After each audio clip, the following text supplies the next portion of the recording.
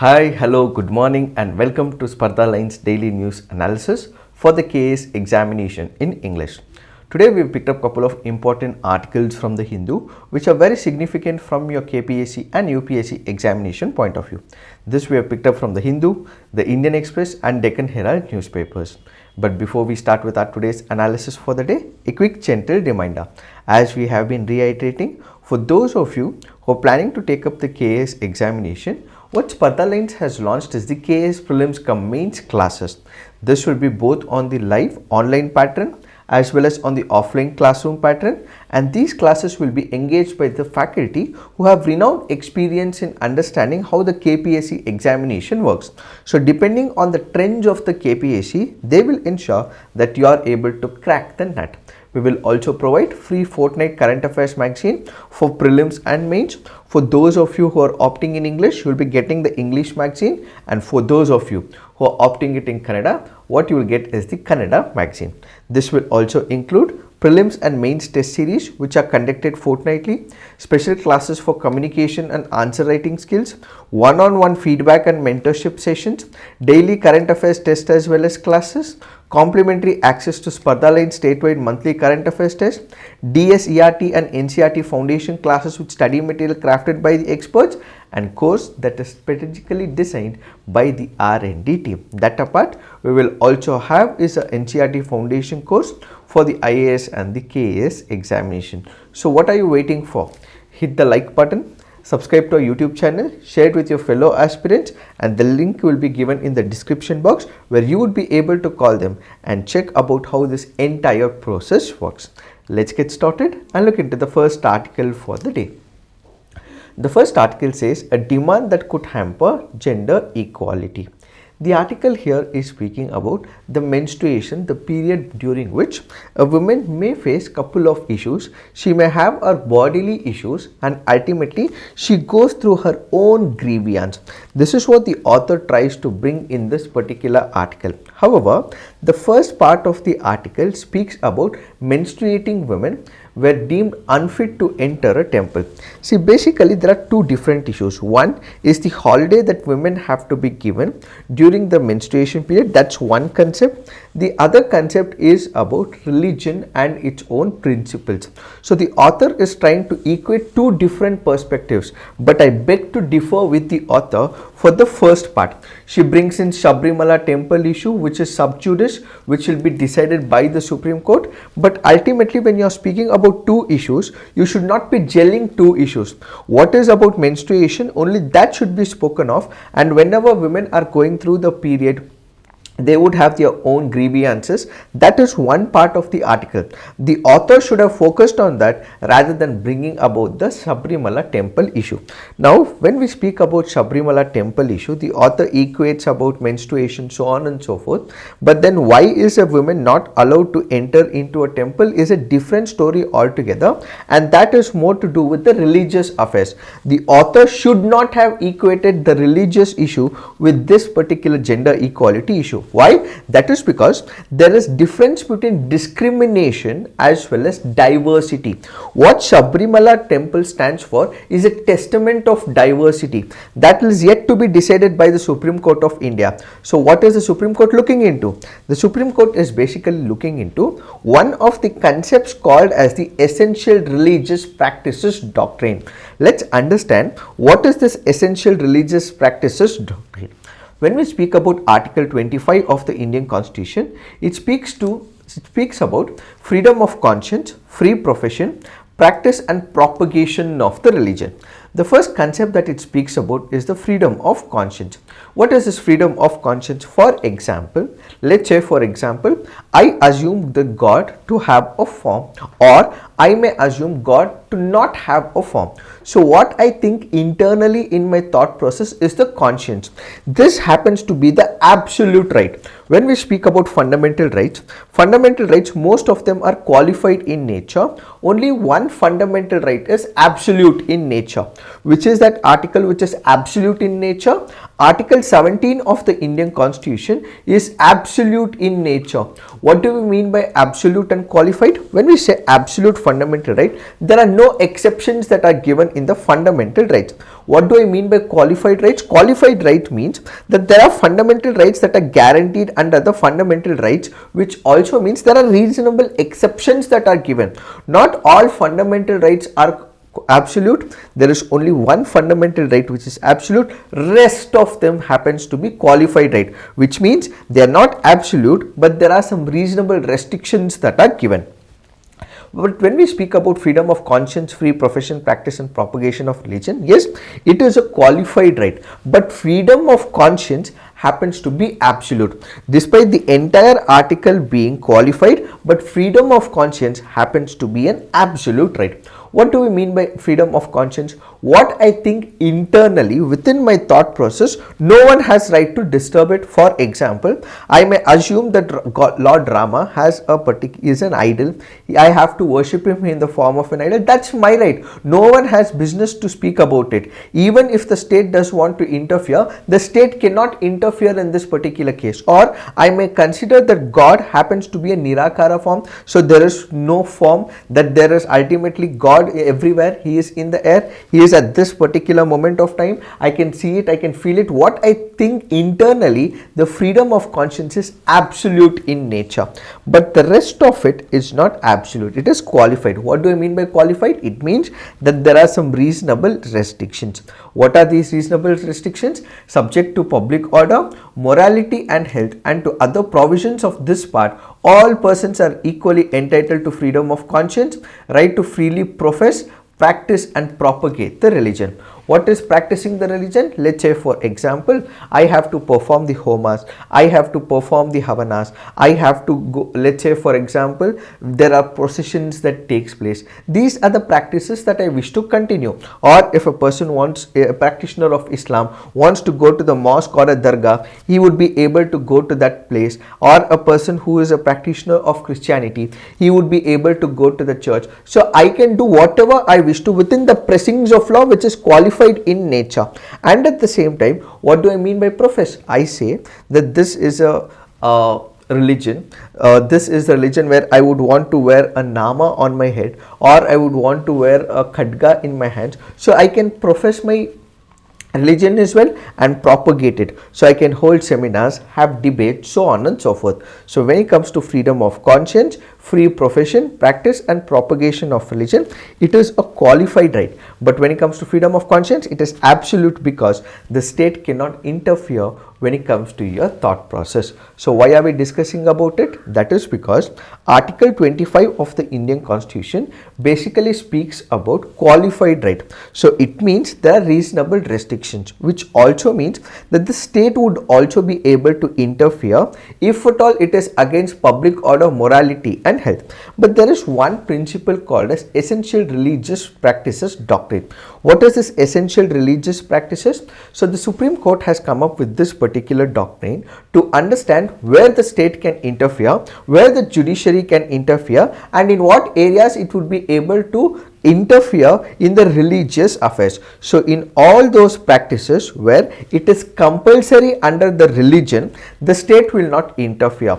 But in rest of the cases, the state and the judiciary can interfere. Let me give you an example. Let's say for example, there are these Vedas, the Patanas of the Vedas. Let's say for example, I have to recite the Vedas. Can the state interfere and say that in a temple Vedas cannot be recited? No. Why? Because that happens to be an essential religious practice. So the state cannot interfere and say that in temple at around 7 a.m. or 8 a.m. you cannot recite the Vedas. No, the state cannot interfere because that happens to be the essential religious practice. So in all those affairs where the state cannot dictate terms to the religion, that becomes part of the essential religious practice. But what if there is a person from a specific caste is not allowed to enter the temple, or it is a breeding ground for untouchability? In that case, can the state interfere? Yes, the state can interfere. Can the judiciary interfere? Yes, the judiciary can interfere. So subject to public order, morality and health, the state cannot interfere in the religious aspects of a religion, which becomes part of the essential religious practices doctrine. So the Supreme Court has said the state cannot interfere, the judiciary cannot interfere in all those areas where it is essential as part of that particular religion. For example, there are about let's say the practitioners of Islam, they have to go to mosque 5 times a day. Can the state interfere? No, the state cannot interfere. In this particular backdrop, there are people who go to church. Can the state interfere and say that there are people who cannot go to the church? No, they cannot do so. Why? Because it becomes part of the essential religious practices doctrine. So what is essential, the state will decide on it, where there will be no interference whatsoever. But if there is anything apart that, like untouchability or women issues, so on and so forth, the state can interfere. Why are we discussing about it? That is because right now this whole exercise of the Sabrimala issue, whether women can enter the temple or not, is one which is sub judice, which is the Supreme Court will decide whether it is a discrimination or a diversity practice. Until that is decided, it is yet not confirmed that it is discrimination. So during menstruation period, a woman is not allowed to enter the Sabrimala temple. It is because of a cultural practice. It is not discrimination, it is diversity. Let me give you another example. There are few temples where men are not allowed to. Is it discrimination? No, not at all. It is a cultural practice, it's a customary practice, it's a custom and it's a tradition. It is carried for a very long period of time. That has to be respected. So when it comes to the essential religious practices doctrine, the Supreme Court will decide whether it is to allow the women or not when it comes to the Sabrimala issue. Until then, it is better that we not speak about it. What is the author trying to say? The author is trying to say that this happens to be a discrimination. So I beg to differ with the author. This should not have been spoken because that's a religious practice, that's a custom. The author has a way of putting it out, but we do have a right to differ as well. But when it comes to the civil services or any of the examination, you need to have both the perspectives as well. So right now the Supreme Court is yet to decide, so we should not be speaking about the menstruation. So this part that the author speaks about is not a discriminatory practice per se. It is for the courts to decide yet, but as of now we can also have another argument which say it is not discrimination, but it's a diversity. When men are not allowed to enter certain temples because there is a cultural practice, women may also not be allowed in a particular temple, primarily because it's not discrimination, but it's the way a custom that is being practiced. So only in Sabrimala it is restricted, but in other Ayyappa temples women would be still be able to go there. So it is not discrimination per se, but it's a custom, it's a practice, it's an essential part of the practices that are present in that particular part. This happens to be the first part of the article, but the second part of the article is precise. What the author is trying to speak is in terms of gender gap. What happens? The World Economic Forum's Global Gender Gap Report 2021 says that gender global gap has widened instead of shrinking. In its current situation, it would take about 135.6 years to achieve gender equality. Looking at it specifically at the workforce level, a woman earns 84 cents for every dollar that a man makes. So what is the author trying to say? The author in this specific case goes on to speak about menstruation leave. What is menstruation leave? During the period, during that specific time where a woman is going through her biological periods, she may have her own set of pain, she may have her own set of grievances as well. At this particular moment, should she be given a paid leave is what is this article speaking about. So the author goes on to say, yes, paid leave has to be given and that should be allowed to women, so she would be able to take it because a woman goes through some pain during this particular period. So the author goes on to say that arguments in favor of paid leave for menstruation will claim that granting special status to menstruation would aim to create subject awareness. So during this period, if paid leave is given, then she would be allowed to take that particular leave, and ultimately this would create social awareness about the menstruation and the period pains. This is right and absolutely should be followed. That's one part. The author also takes into picture the second part where she gives the example of a case in Japan. So in Japan, there are countries such as Japan that provide leave for painful menstruation, but it's mostly unpaid as well as unused. Why is it unpaid and unused? Because when it comes to Japan, they've already said that in case you want to take the leave, you can go ahead and take the leave. However, women do not take it because of the fear of sexual harassment. They may feel that if they take the leave, that they may be harassed sexually, and which is why they also do not take it up. So this is a situation. Even though this policy was introduced in Japan more than 7 decades ago, data shows that a mere 0.9% of women in workforce avail menstrual leaves in Japan. As per the World Economic Forum's ranking in 2019, Japan ranked 121 out of 153 in terms of gender equality. It has slipped to 125th position in 2023. It is interesting to note that young women in Japan have higher education levels than men. It is in the workforce that disparities creep in. Women in Japan are less likely to be employed than men and are also often paid less as well. So the author goes on to say that despite providing the leaves, the Japanese women are not taking it primarily because of the sexual harassment. So an awareness has to be created, an awareness such that this is an important case to do with the women, a bodily autonomy and the pain that she goes through a specific period of time. This has to be accepted, a knowledge has to be given, awareness has to be created, is what the author says, and she is absolutely right on the same. In the recent past, women have fought to be on the front line in a war. The Supreme Court of India even urged the government to enable equal evaluation of the women and to have them undergo the same standards of testing as men. In response, the government argued that the women are not suitable for ground combat roles. Women in corporate organizations are fighting for pay that is equivalent to that of the male. So the author goes on to say that wherever possible, wherever we can bring in the gender equality, the same will have to be supported, espoused and ultimately delivered to the women of our country, and that's essential in order to bridge the differences between the men and the women, and the gender equality pay has to be given, is what the author says. We have to follow it, is this article all about. Now let's look into the next article for the day. This is an article that is picked up from the quiz part of the Hindu. There are a couple of questions that are given in this article. So what is the primary objective for the participants in Jallikattu? So the first important parameter from the preliminary examination point of view is that Jallikattu takes place in the state of Tamil Nadu. This can be very important from your preliminary examination point of view. And as part of the assignment, you should be putting in the comment section what is the objective of the participants in Jallikattu. Please put it on the comment section. The ancient Indian sport Mallakhamb combines gymnastics and martial arts.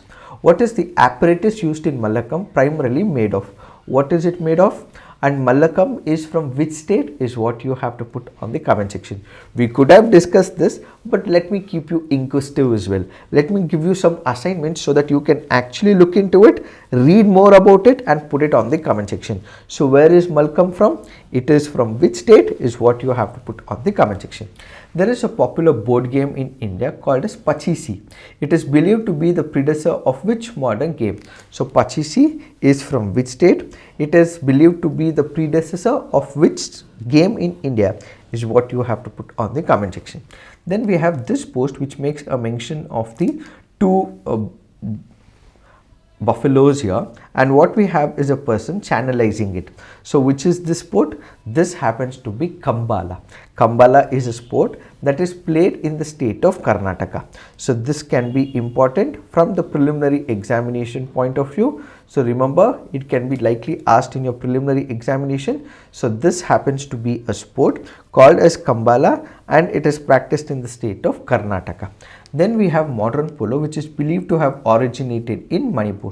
From the preliminary examination point of view, what was the original name of polo in the ancient India, is what you have to put on the comment section. Known for its unique chase and dodge style in Kho-Kho, how many players from each team are on the field during a match? Again, all these questions is what you have to keenly Google and put it on the comment section, and we will discuss about it in our tomorrow's session as well. So what are these answers? Please put it on the comment section. Now let's look into the next article for the day. This article says 16th Finance Commission begins work. The 16th Finance Commission, tasked with recommending formula for sharing divisible pools of taxes between the centre and state government for a 5-year period beginning 2026, held its first meeting. Who is the chairman of the Finance Commission? It was chaired by former Niti Aayog Vice Chairman Arvind Panagria, who happens to be its chairman. The panel has to submit recommendations by October 31, 2025. What are the recommendations given to the 16th Finance Commission? The distribution between the union and the states of the net proceeds of the tax, which are to be or may be divided between the center and the states. When it comes to the Finance Commission, what exactly happens? The Finance Commissioner is appointed under Article 280 of the Indian Constitution. What exactly happens? You have the revenue that is generated by the central government. This enters the consolidated fund of India. For example, let's say hypothetically, we have about 1 lakh crore that is deposited into the coffers of the consolidated fund of India. Out of this 1 lakh crore that is present, how much is given to the central government, how much is given to the state governments? For example, let's assume for a moment about 42% is given to the state governments, rest of it 58% will go to the central government, which basically means about 42,000 crores will go to the state government, all the states, and the rest 58,000 crores will go to the central government. So what we have is two categorizations. One is what is called as vertical distribution. The other is what is called as horizontal distribution. What is the vertical distribution? Vertical distribution basically means division of the revenues between the central government and the state government. So if at all we have 1 lakh crore, this 1 lakh crore will be divided between the central and the state governments, which is called as the vertical distribution. What is horizontal distribution? Horizontal distribution basically means, let's say the central government gets about 58,000 crores and the state governments, all the states get about 42,000 crores.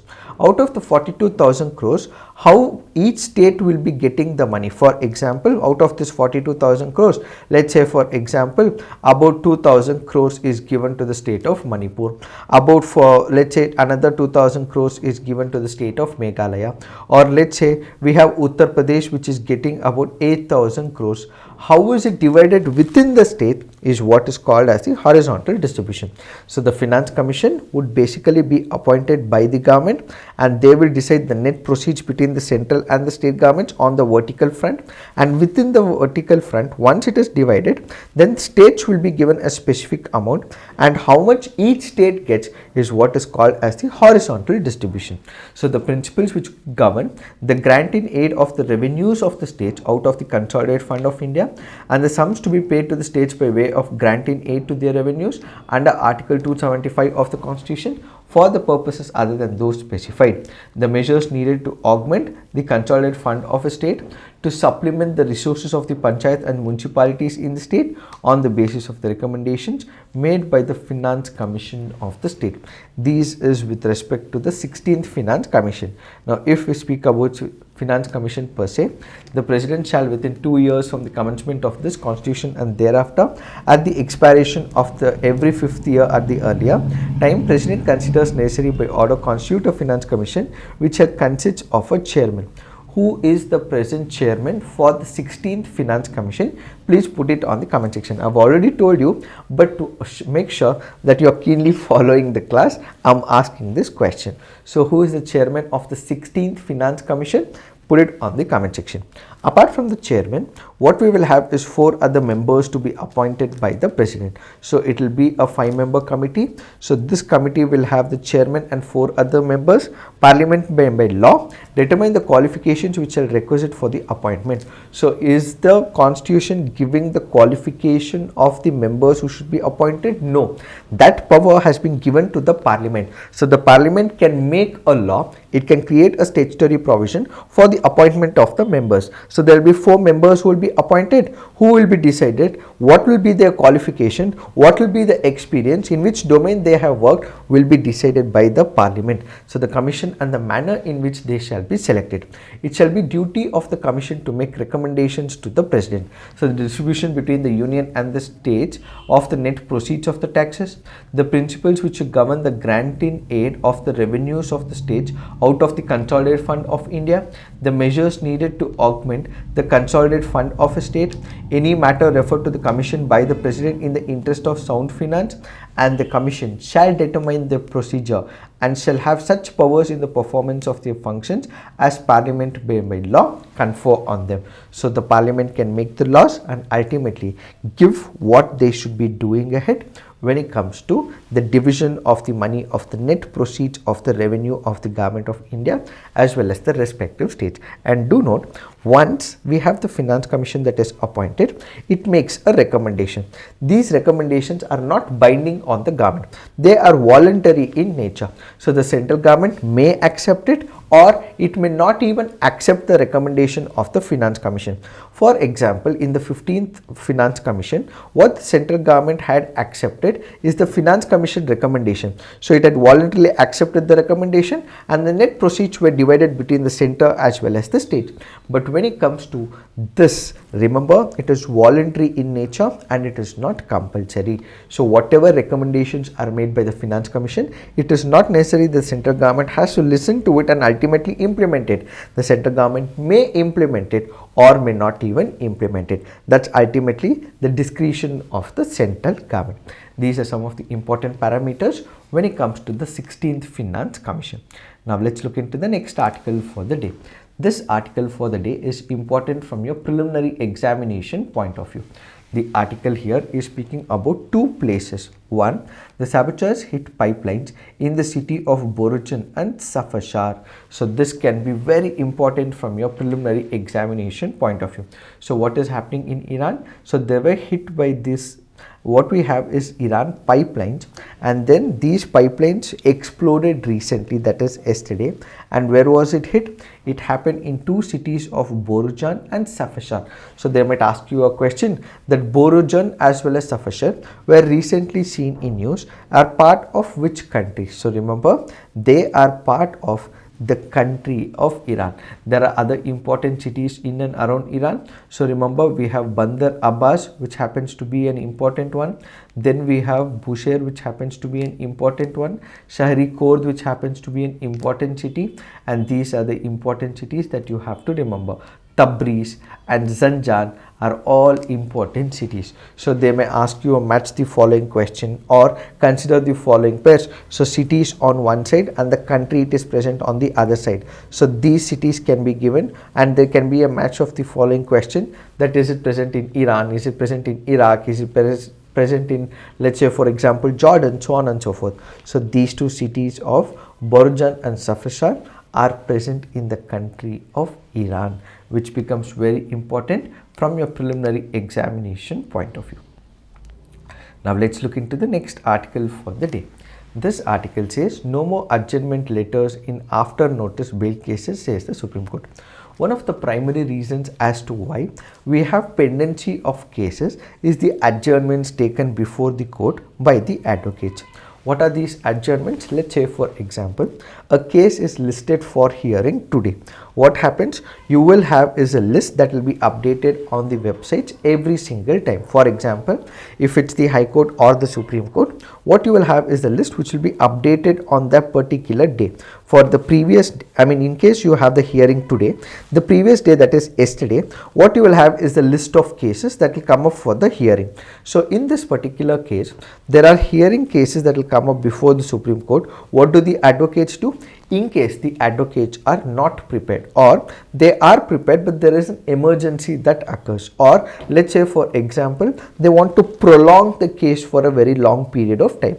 In that case, they appear before the Honorable High Court or the Honorable Supreme Court and they seek for the adjournment. What is adjournment? That this particular date be postponed, the hearing be postponed for a particular date. For example, if today is 15th of February 2024, let's have it after 2 weeks, let's have it after 1 month. So seeking the permission of the court and making sure that this particular case is not heard today, but instead it is postponed for the next subsequent date, and asking for adjournment becomes the progress of how the advocates ask for time. So this can be done because it's an emergency, or they are not prepared, or they are looking for a document, or they yet to receive few documents, or because they want to prolong. So what has the Supreme Court said? The Supreme Court has said that the letters of adjournment are last minute requests by the parties for postponement of cases listed before the bench of the court. So the letters are filed in the registry and circulated to the opposing parties. The case, when called for hearing in the day, is usually adjourned if all parties agree to it. So they seek adjournments after adjournments, and as a result the pendency of the cases has continued to increase. So the Supreme Court in this particular case has said that there will be no more adjournment letters in after notice bail cases, because advocates have made use of this adjournment procedures, and this is delaying the entire process. So only in exceptional circumstances adjournment letters in after notice bail cases will be accepted, but in rest of the cases these adjournments will not be accepted, says the Supreme Court of India. It is this that we have to understand with respect to this article. Now let's look into the next article for the day. Centre uses British Era Act to block internet in Punjab. So we have discussed about the issues that are surfacing in and around Delhi. So what is happening? We have the farmers from Punjab, Haryana who are wanting to enter Delhi in the form of Delhi Chalo 2.0, where farmers are protesting against the central government. They are all seeking for a law with respect to the MSP, the minimum support price, and there are discussions and deliberations that are taking place. Meanwhile, what has the central government done? The central government has used the law to basically prevent any kind of excess that takes place and to control the public order. So in order to do that, they have ensured that there is blockage of the internet. Internet activities are suspended in and around it. So how has the central government done it? They have basically made use of temporary suspension of telecom services, public emergency or public safety rules of 2017 under the Indian Telegraph Act of 1885. So these rules framed in 2017 empower the Union Home Secretary or a state's Home Secretary to pass directions to suspend telecom services including the internet during a public emergency or a public safety period. So these committees will be formed. The Home Secretary will decide or the state Home Secretary will decide, and ultimately internet can be suspended. So this internet was suspended in the places of Punjab primarily to ensure that there is no disturbance, there is no public order issue, and ultimately internet does not spread this information to multiple people, creating chaos in that particular place. In order to prevent all this, what they have made use of is the rules, and these rules have been are present in the form of temporary suspension of telecom services, public emergency or public safety rules of 2017. It is this that we have to understand with respect to this article. In case you're liking these initiatives, please hit on the like button, subscribe to our YouTube channel, and also share it with your fellow aspirants as well. Thank you for watching. All the best.